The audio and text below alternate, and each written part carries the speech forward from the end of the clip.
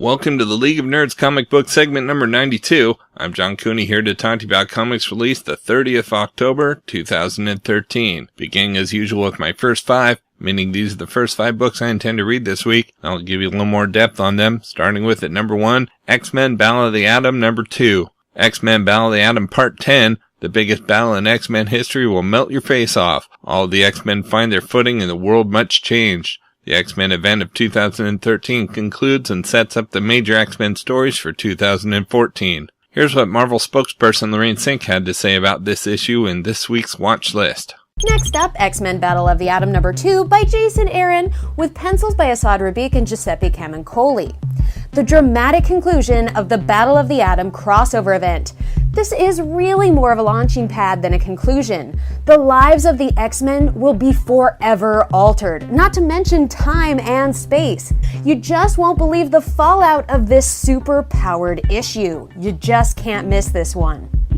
At number 2, we've got Saga number 15 with the solicit Everything Starts Coming Together. The IO9 website declared Saga one of this year's winners after San Diego Comic-Con, stating, quote, Brian K. Vaughan and Fiona Staples' space comic made a huge splash at Comic-Con this year. In addition to taking home 3 Eisner Awards, Saga proved that an engaging comic can still hold its own at Comic-Con. We saw some great Saga cosplay, and the lines for Vaughan and Staples were as long as the lines for everyone else, close quote. They also ran a feature affirming 10 reasons you should be reading Saga, asserting, quote, there are 2 kinds of people in this world, those who are reading Brian K. Vaughan and Fiona Staples' amazing adult sci-fi fantasy image comic Saga, and those who haven't yet, close quote.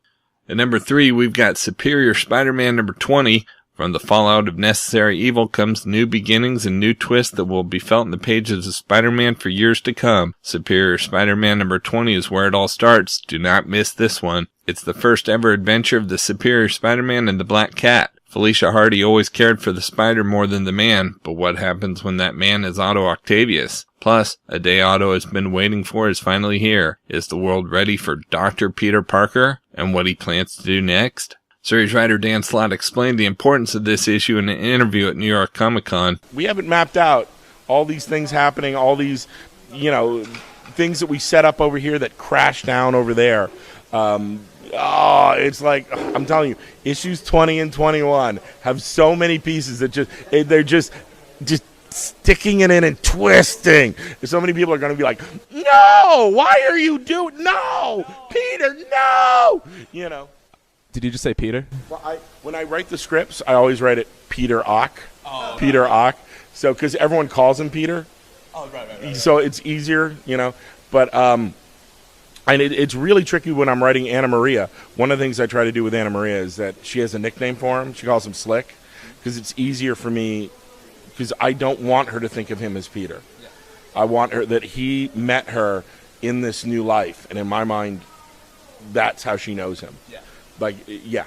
He explained further in another interview, quote, issue number 20 and 21, which make up the 2-parter that happens after the Spidey 2099 arc, have so many major developments. Next year in 2014, people are going to ask, when did this start? How did this come about? Wait, that's in Spider-Man now? Where did all of that start? Issue number 20 and 21. There are so many reveals. Amazing Spider-Man number 698 had a major twist. Issue number 20 and 21 had major developments.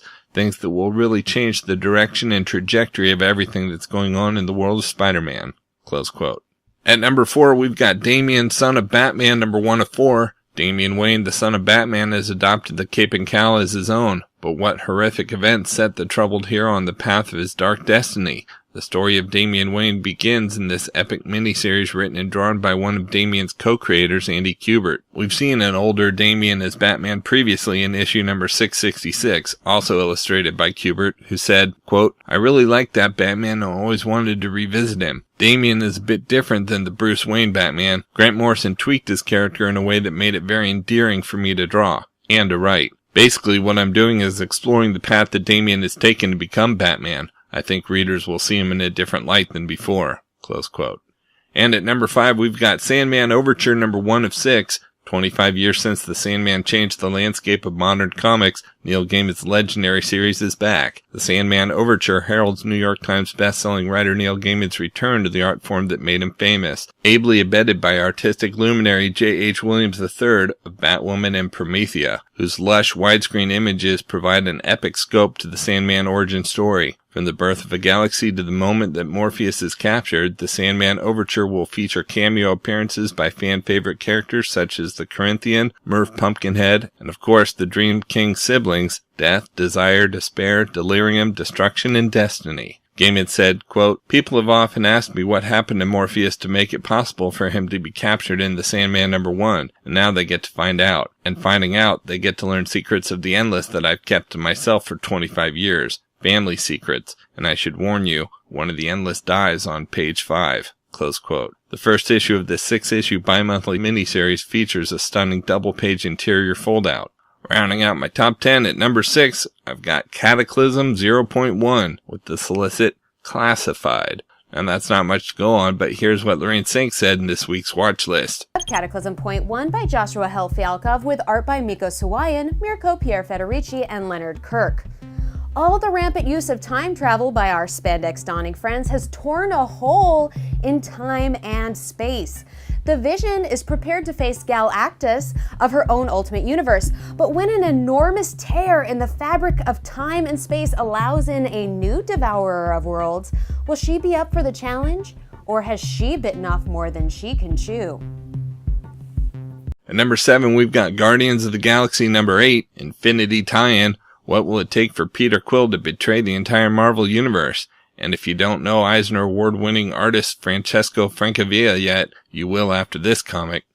At number 8, we've got Infinity number 5 of 6, The Avengers Universe. The heroes of Earth rally to defeat Thanos. The war for Earth begins.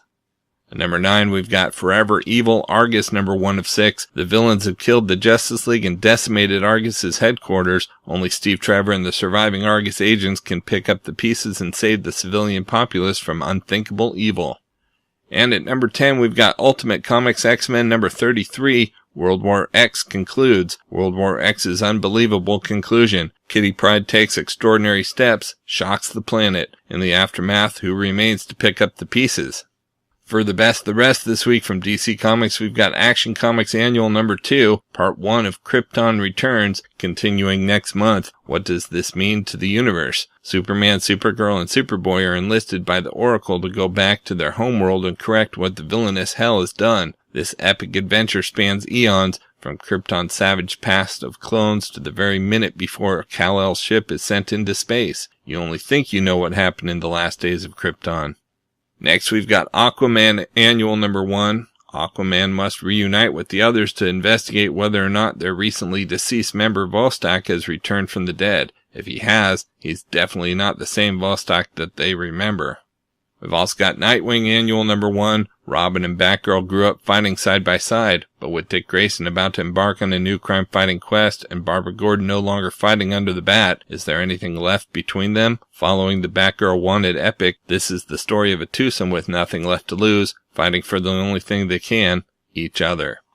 And we've got Teen Titans Annual number 2. Leading into next month, Landmark issue number 25, this annual offers answers to all kinds of questions dating back to the first issue of the series. Secrets are about to be revealed about Kid Flash, Superboy, and Harvest.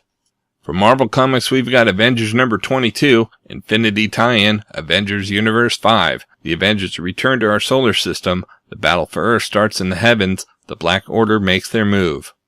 Next, we've got Avengers A.I. number 5. What does the newest member of the Avengers A.I. have to do with Demetrius? Learn the mind-bending origin of Alexis. Will Vision bend to the will of S.H.I.E.L.D.?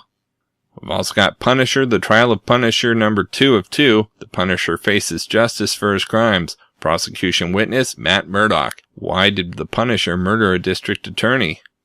Next, we've got Superior Spider-Man Team-Up Special number 1, Part 3 of The Arms of the Octopus. Who is in league with Doc Ock and the Abomination, and how can our heroes defeat them? Can the Superior Spider-Man, who we all know is the mind of Otto Octavius in the body of Spider-Man, hold on to his sanity while facing his doppelganger?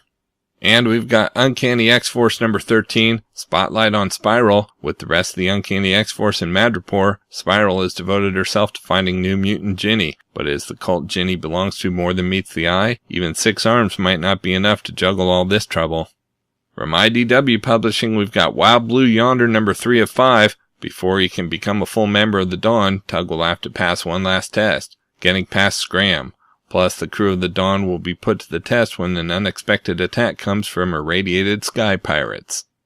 Out in trades this week from Valiant, we've got XO Manowar Deluxe Edition Volume 1 hardcover, an oversized deluxe hardcover collecting XO Manowar's complete first year in the Valiant universe, from the epic origin to the battle for Planet Death. The definitive tale of Valiant's flagship hero comes together in this prestige-sized collection by New York Times best-selling writer Robert Venditti of Green Lantern and the Surrogates, and comics visionaries Cary Nord of Conan, Lee Garbett of Batman R.I.P., and Trevor Haresline of X-Men Deadly Genesis. Eric of Dacia, a 5th century Visigoth armed with the universe's most powerful weapon, is all that stands between the Earth and all-out annihilation at the hands of an alien race that abducted him from his own time. Stranded in the modern day, XO Manowar's battle against the Vine will take him into the shadows with the lethal operative known as Ninjak and launch a quest for vengeance that will bring an alien empire to its knees. The Vine destroyed Eric's world. Now he'll give them war. Collecting the sold-out XO Manowar 1 through 14, the XO Manowar Volume 1 Deluxe Oversized Hardcover also comes jam-packed with more than 20 pages of never-before-seen art and extras, direct from the Valiant vaults. And we've got Batman Volume 3 Death of the Family hardcover. After having his face sliced off, the Joker makes his horrifying return to Gotham City in this epic from issues number 13 through 17 that shook Batman to his core. But even for a man who's committed a lifetime of murder, he's more dangerous than ever before. How can Batman protect his city and those he's closest to? This new hardcover features an acetate dust jacket showing the face of the Joker as it appeared in the die-cut covers of the Death of the Family comics, and under that dust jacket lies the horror that's the Joker's skinless skull. Okay, so that's a few of my favorite books out this week. There's still plenty of others available, and I broke out all the Marvel titles this week into their own video, as well as a separate video for all of DC, and even a video with the top independent publishers. You can find them all on my YouTube channel at he'sgotissues.com, and we'll have the links up on theleagueofnerds.com, our Facebook page, so be sure to like us there too. And of course, you can follow everything I'm reading on Facebook, Pinterest, Tumblr, or Twitter. You can find links to everything in the About section at he'sgotissues.com. And a reminder that both He's Got Issues and the League of Nerds are proud members of the Comics Podcast Network. So until next week, I'm John Cooney, and I've got issues.